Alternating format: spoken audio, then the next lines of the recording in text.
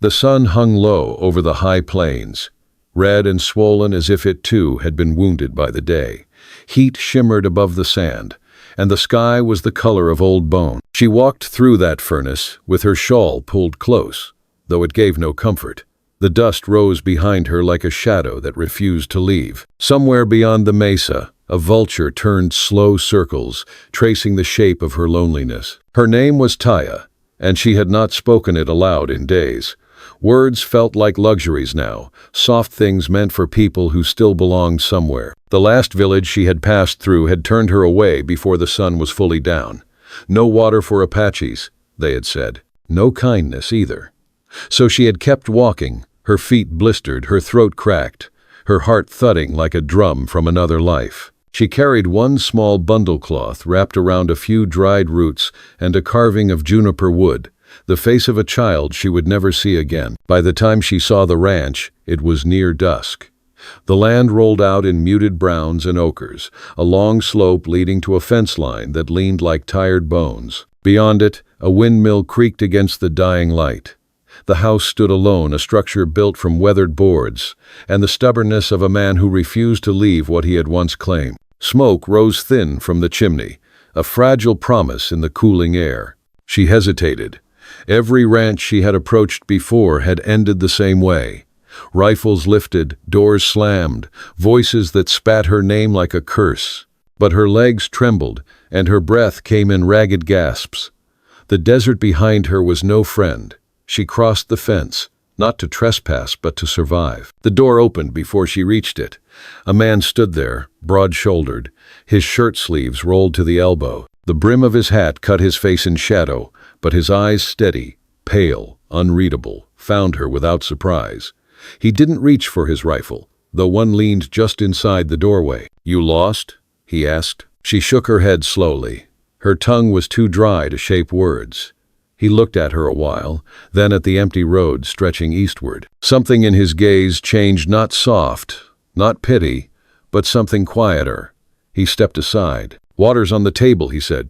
"Come in." She entered like a ghost might enter a house of the living, her hands clasped to keep them from shaking. The air inside smelled of smoke and old coffee. On the table, a tin cup waited beside a cracked pitcher. She drank until her ribs hurt. The man watched from the doorway, saying nothing. "Name's Caleb," he said finally. "Caleb Ward." She nodded once, setting down the cup. "Taya." The silence that followed was long enough to make her wonder if he'd change his mind. But he only walked to the stove and stirred the coals. The faint orange light deepened the lines around his mouth. "There's stew," he said. "It's plain, but it'll fill you." She wanted to refuse, out of pride, out of fear, but hunger was stronger than either. She ate in small bites, her eyes never leaving his hands. He moved slowly, like a man long accustomed to being alone, each gesture deliberate, without waste. When she finished, he cleared the bowl, poured another cup of water, and leaned against the wall. "They say no rancher shelters an Apache," he said. "Guess I never cared much for what they say." Her throat tightened. "They'll talk," she whispered. "They always do." Outside, the wind had shifted. It carried the scent of sage and distant rain. The light faded from the window, leaving only the soft glow of the fire between them. She noticed then a row of objects on the mantel photographs, worn and sun-faded, a woman and a child among them. A ring, dulled with age, hung from a leather cord. He caught her looking. "My wife and boy," he said. "Gone 6 years now." "I'm sorry." He nodded, as though he'd already heard it too many times. "You can sleep in the shed tonight. Roof leaks, but it's dry enough." She rose, ready to thank him, but he stopped her at the door. "If anyone comes asking," he said, "you're a hired hand. That's all they need to know." The stars came out sharp and cold. She lay on a bed of straw, staring through the hole in the roof at the thin slice of moon. For the first time in weeks, she wasn't running. The smell of horses and dust wrapped around her like memory. She dreamed of her son, his small hand gripping hers, his laughter swallowed by gunfire. She woke with her face wet. In the morning, the sun burned away the night's mercy. She found Caleb already at work, fixing a broken fence post. He handed her a pair of gloves without looking up. "Figure you can help," he said. "Fences won't mend themselves." She nodded, taking the gloves. The day stretched wide and unforgiving, but the work steadied her. Her muscles remembered the rhythm of labor, the lift, the pull, the knot of wire twisting beneath her palms. Sweat stung her eyes, yet it felt like proof she was still alive. Caleb worked beside her in silence, except for the occasional murmur to the horse or a curse at the stubborn post. By noon, they had replaced 2 lengths of fence. He wiped his brow and handed her a canteen. "You handle yourself well." "I worked land once," she said quietly. "Before." He didn't ask before what. Some silences were sacred. That evening, as they sat outside watching the sunset spill like blood over the horizon, she noticed he had taken off his hat, holding it in his hands as though in prayer. The wind lifted her hair, dry as straw, across her face. He turned to her then, his eyes soft beneath the weight of years. "They said no rancher would shelter an Apache widow," he murmured. "Until I did." She looked away, but something deep inside her, something long buried beneath grief and fear, shifted, like a thaw in frozen earth. The morning broke gray and cool, with mist crawling low across the pasture. Taya woke to the sound of cattle lowing somewhere beyond the corral, the air damp and heavy with the scent of rain. She stepped from the shed, her shawl drawn tight, and watched Caleb move through the fog with the slow precision of a man who had never learned to rush. His dog, an old blue heeler with half an ear, followed close behind. She joined him without a word. They worked side by side, checking the herd, mending what needed fixing. The silence between them was a kind of understanding. Neither owed the other an explanation for the lives that had brought them here. Yet with every hour, every shared glance or small word, the emptiness inside her began to take on a shape less hollow. At midday, the clouds split open, and rain fell in thin silver threads. Caleb cursed softly under his breath, pulling his hat low. Taya stood still, face tilted toward the sky. It had been months since she'd felt rain, and the drops felt like forgiveness against her skin. He watched her for a long moment, something like awe flickering across his expression, then turned back to the herd. When the rain passed, they returned to the house. She hesitated on the porch, dripping water onto the boards. He opened the door for her, nodding toward the stove. "Fire's still going. You'll catch a chill standing there." Inside, steam rose from the pot he'd left simmering. The air smelled of onion and sage. Taya found herself humming under her breath, an old song her mother used to sing, soft and low as a heartbeat. Caleb looked up from his workbench, where he was oiling his rifle, listening but not interrupting. When the song faded, he said, "Don't hear much music on this land anymore. It's for the dead," she said quietly, "and the living who wish to remember them." He nodded, his gaze distant.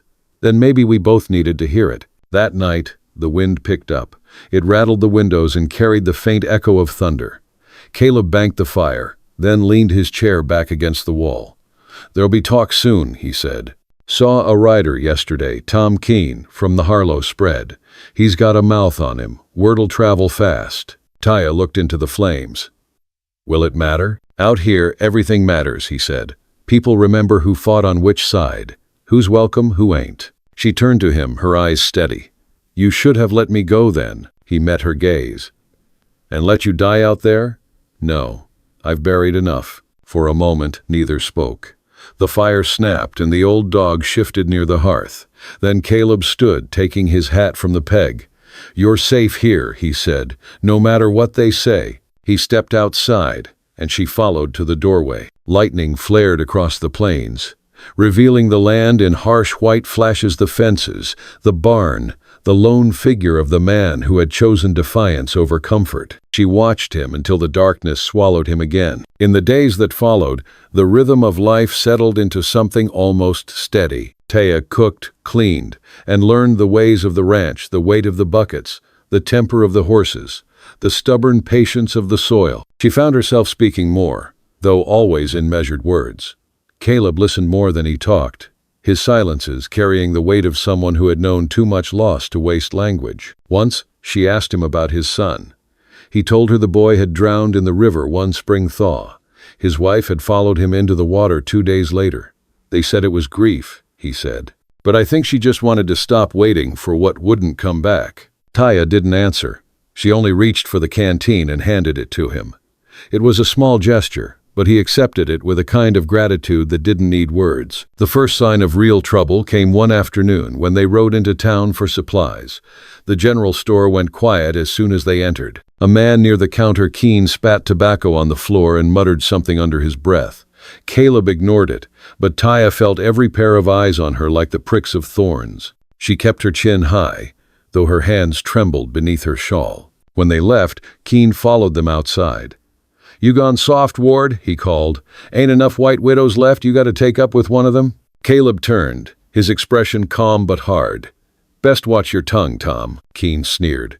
"Folks got long memories. You think the council let her stay once they hear?" Caleb stepped closer, his voice low.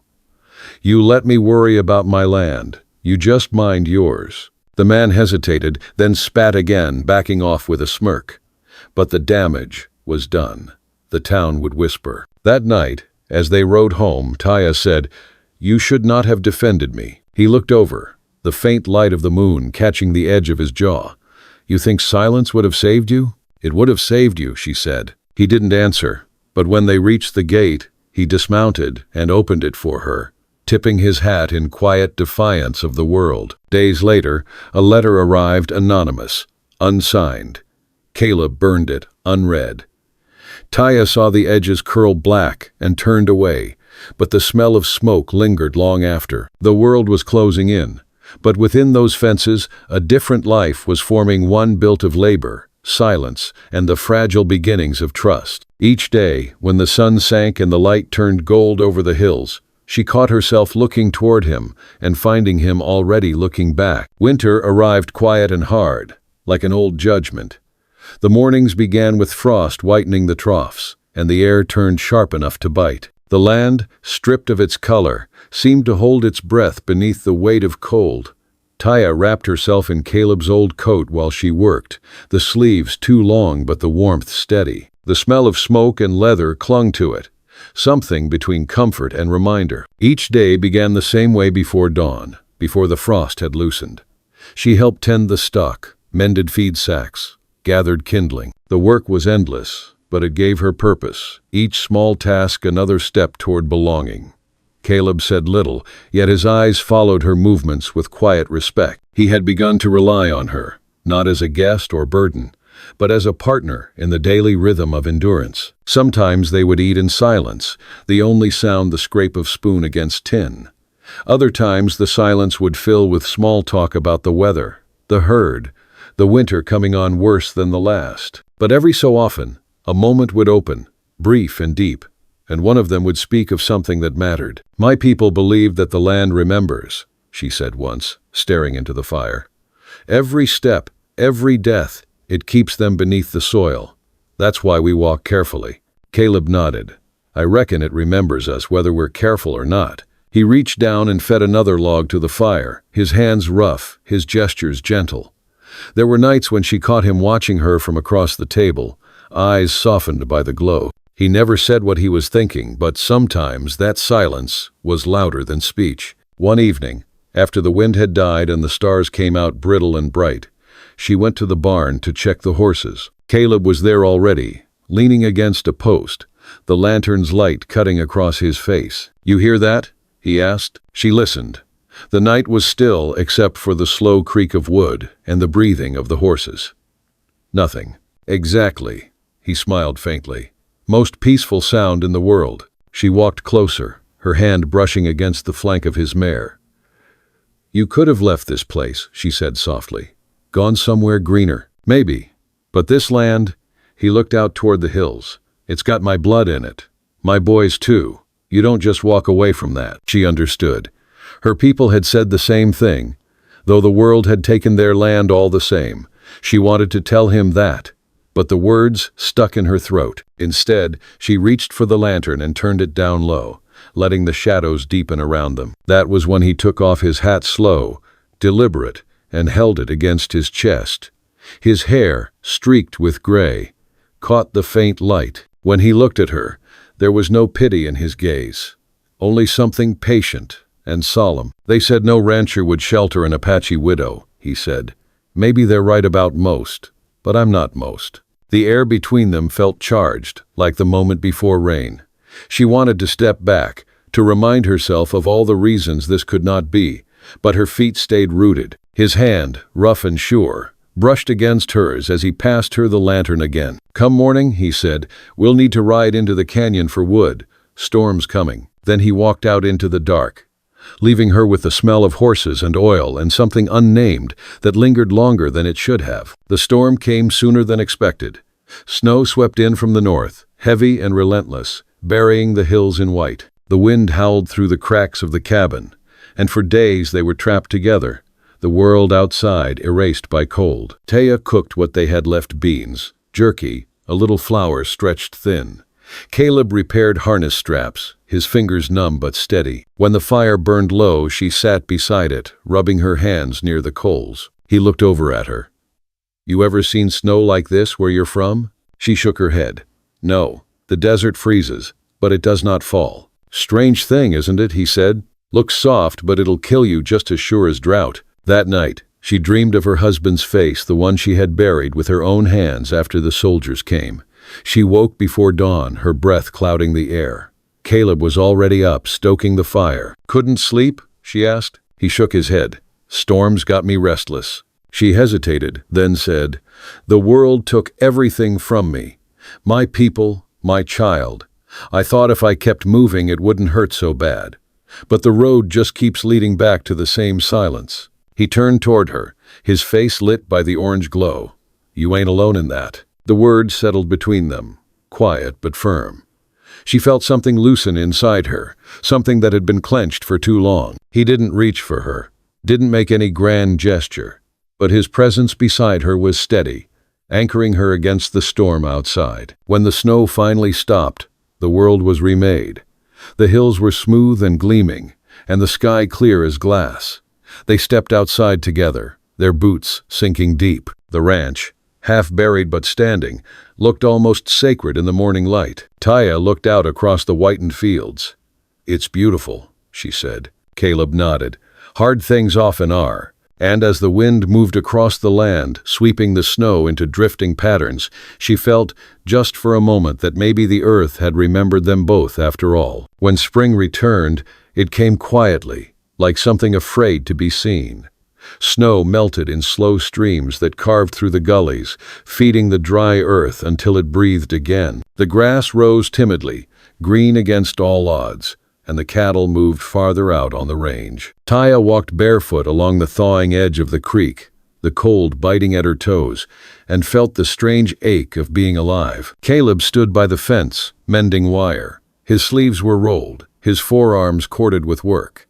Every movement he made carried the calm of someone who had learned to live with silence. She had come to understand that about him the quiet wasn't emptiness. It was a kind of prayer. They spoke little of the winter that had passed. It had been too long, too intimate, too close to confession. But something had changed between them, as if the cold had burned away whatever distance had once stood. He would hand her tools without being asked. She would fill his cup before he reached for it. And they moved through the days like two rivers meeting slowly, naturally, with no need for words. One morning, they rode out to check the western pasture. The sky was washed clean, the air soft with the smell of new growth. The wind moved through the grass like a sigh. Taya rode ahead, her hair unbound, the sun catching it like fire. Caleb watched her from behind, struck by how easily she belonged here, now her body balanced, her gaze steady. Her silence no longer the silence of grief, but of belonging. "You ride like you were born to it," he called. She turned slightly, smiling beneath her shawl. "My father broke horses for soldiers once. Said the beasts were easier to understand than men." Caleb laughed, a low sound that startled even him. He was right about that. By midday they stopped near a ridge to rest. The land stretched wide and wild before them, the horizon trembling in the heat. Taya sat in the grass, tracing small patterns with her fingers. "You ever think of leaving?" she asked. He shook his head. "This land's got its claws in me. Might not be much, but it's what I've got." "And if it turns against you?" He looked out over the hills, his eyes narrowing against the sun. "Then I reckon I'll turn back." She studied him the way the light touched the lines of his face, the way his hat shaded his eyes. She thought of the men she had known before, soldiers, raiders, wanderers. None of them had spoken like this, with patience instead of pride. When they returned home, the sky had begun to dim. A wagon waited near the gate, dust rising behind its wheels.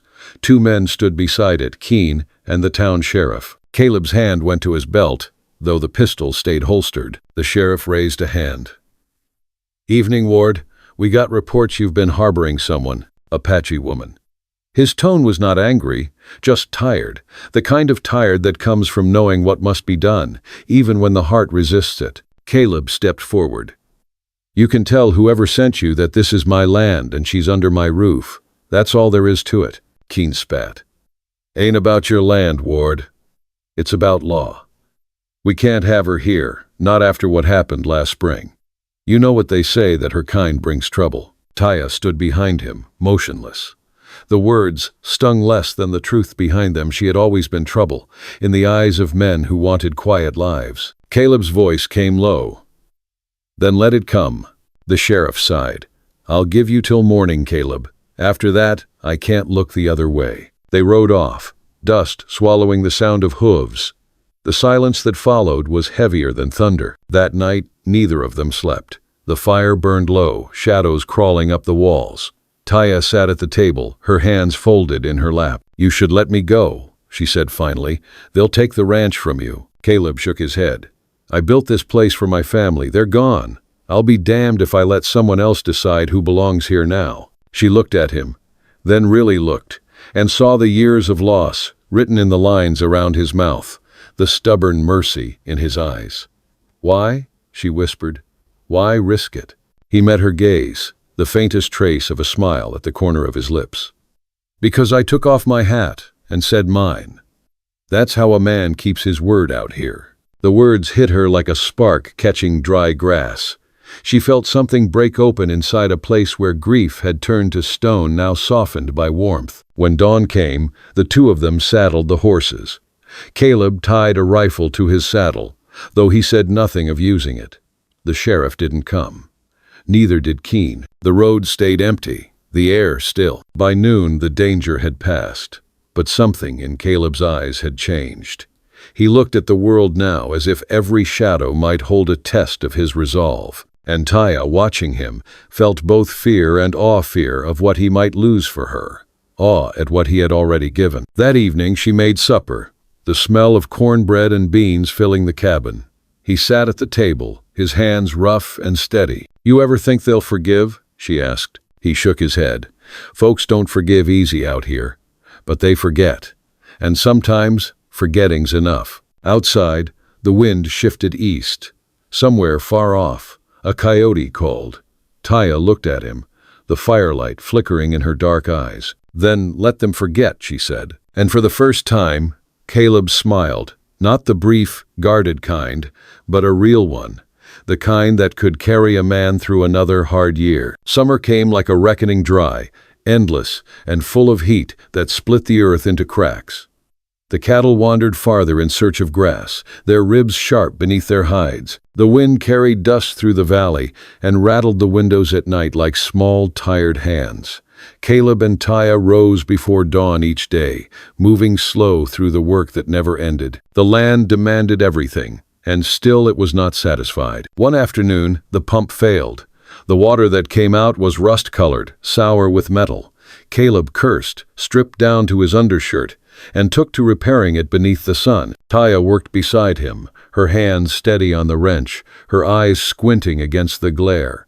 Sweat ran down her neck, her hair clinging to her skin, but she said nothing. When the pump finally coughed and spat clean water again, Caleb leaned against the post, breathing hard. He looked at her, this woman who had once been a stranger on his threshold, now standing ankle-deep in mud, unflinching. "You don't scare easy," he said. "I've already lived through worse than dying," she answered. He studied her a long moment, something unreadable moving in his face. Then he nodded, turned, and drank from the bucket. That night, the heat held thick and heavy. The air barely moved. The smell of dust and cattle seeped through the windows. They sat by the fireless hearth, too weary for words. Outside, the horizon pulsed with lightning storms moving over someone else's land, never theirs. Caleb reached for the harmonica that lay on the shelf, brushed the dust off it, and raised it to his lips. The sound came rough, uncertain at first, then grew into something like mourning and hope wound together. Taya sat still, eyes closed, listening. When the song ended, she said, "That was for them, wasn't it? Your wife, your boy." He nodded once. "Been a long time since I played it. Thought maybe it was time to remember." Taya looked at the empty chair across from him, then back to him. "Maybe remembering is the same as forgiving." He let out a quiet laugh. "You think the dead need forgiving?" "No," she said softly. "But the living do." The days burned on. They worked through the heat, side by side, wordless most of the time, yet bound by something deeper than talk. Once, when she cut her palm on a wire, he wrapped it in clean cloth himself, careful not to meet her eyes. His fingers were gentle, almost reverent. "You ought to be more careful," he murmured. "I am," she said, though she wasn't sure anymore what she meant, careful of her hands, or of him. One evening, they rode out to the far pasture to drive in the strays. The sun was setting, a red coin sinking behind the ridge. The land glowed with that strange, fleeting light that makes even the broken look holy. They rode side by side for a while before Caleb said, "You ever miss where you came from?" Taya was quiet a long moment. "It's not there anymore," she said. "They burned it, took the people, the horses, the songs. There's nothing left to miss." He looked down, his jaw tightening. "Then I reckon this land owes you something." She turned to him. "The land doesn't owe anyone. It takes what it wants and gives when it chooses. We just learn how to ask without anger." They reached the herd as the last light faded. Caleb dismounted, checking the fence line. Taya stood watching him, the wind moving through the grass around them, the air heavy with dust and something unspoken. "Caleb," she said quietly. He looked up. "I don't want to run anymore." For a moment, neither of them moved. Then he crossed the distance between them, slow and certain, and took off his hat as he had the night he first let her in. His hand found hers, rough against her skin, the simple weight of it saying everything that language could not. They stood that way while the stars came out, no witnesses but the wind and the restless cattle. Days passed, and the gossip faded. Men like Keene found new things to hate, new stories to chase. The ranch endured. Life continued in its quiet way. Long days, hard work, small mercies. One afternoon, a rider came from town, a young deputy with a message from the council. He handed Caleb a folded paper. Caleb read it, then passed it to Taya. It was a deed, her name added beside his in crooked, careful script. She looked at him in disbelief. "You did this?" He shrugged. "Figure a home ought to belong to both who keep it." Her eyes glistened. "They'll never accept it." "Then let them choke on it," he said. The deputy lingered, hat in hand. "They won't like it, Ward. You know that." Caleb's voice was calm. "Don't much care what they like. You tell them if they want to argue it, they can come work this land themselves." The boy left, dust rising behind him. Taya watched until he disappeared over the ridge. When she turned back, Caleb was already at the barn, tightening a saddle strap as though nothing had changed. But everything had. That night, after supper, she stepped outside. The moon was full, painting the fields in silver. The sound of the windmill creaking was almost a lullaby now. Caleb joined her on the porch, his shoulders outlined against the pale sky. "You ever think you'd stay here?" he asked. She smiled faintly. "No. I thought I'd die in the desert, but the road kept leading here." He nodded.